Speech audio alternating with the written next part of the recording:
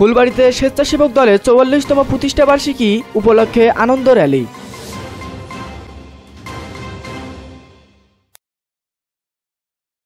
আসসালামু আলাইকুম। এমকে টেলিভিশনের নিয়মিত সংবাদে আপনাদের স্বাগত জানাচ্ছি আমি আশুরা খাতুন নদী। শুরুতেই শুনলেন সংবাদ শিরোনাম, এখন ডেস্ক থেকে বিস্তারিত।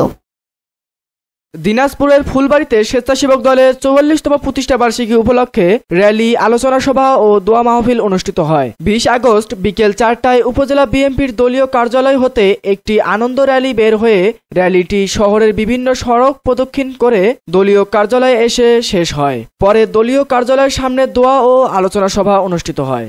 আলোচনা সভায় বিএনপি, পৌর বিএনপি, উপজেলা স্বেচ্ছাসেবক দল, পৌর স্বেচ্ছাসেবক দল, যুবদল, ছাত্রদল সহ বিএনপির অঙ্গ সহযোগী সংগঠনের কয়েক হাজার নেতৃবৃন্দ অংশগ্রহণ করেন। আলোচনা সভায় উপজেলা স্বেচ্ছাসেবক দলের আহ্বায়ক মোখলেছার রহমান নবাব এর সভাপতিত্বে ও সদস্য সচিব আনোয়ারুল হক এর সঞ্চালনায় প্রধান অতিথি হিসেবে বক্তব্য রাখেন দিনাজপুর বিএনপি যুগ্ম সাধারণ সম্পাদক শাহাজুল ইসলাম। প্রধান বক্তা হিসেবে বক্তব্য রাখেন ফুলবাড়ী উপজেলা বিএনপি সাধারণ সম্পাদক মোস্তাক আহমেদ চৌধুরী খোকন, উপজেলা বিএনপির সহ সভাপতি মজিদ মণ্ডল, ফুলবাড়ী পৌর স্বেচ্ছাসেবক দলের আহ্বায়ক আতিয়ার রহমান মিন্টু, সদস্য সচিব মোস্তাফিজুর রহমান ফিজার, যুগ্ম আহ্বায়ক মোশাররফ হোসেন, উপজেলা যুবদলের যুগ্ম আহ্বায়ক শিবলে সাদিক, যুগ্ম আহ্বায়ক আব্দুর রহমান, পৌর যুবদলের আহ্বায়ক শফিকুল ইসলাম জুয়েল, সদস্য সচিব মানিক মণ্ডল, যুগ্ম আহ্বায়ক শাহেদ ইসলাম, বিএনপির নেতা শিবনগড় ইউপি চেয়ারম্যান সামিদুল ইসলাম সহ অন্যান্য নেতৃবৃন্দ।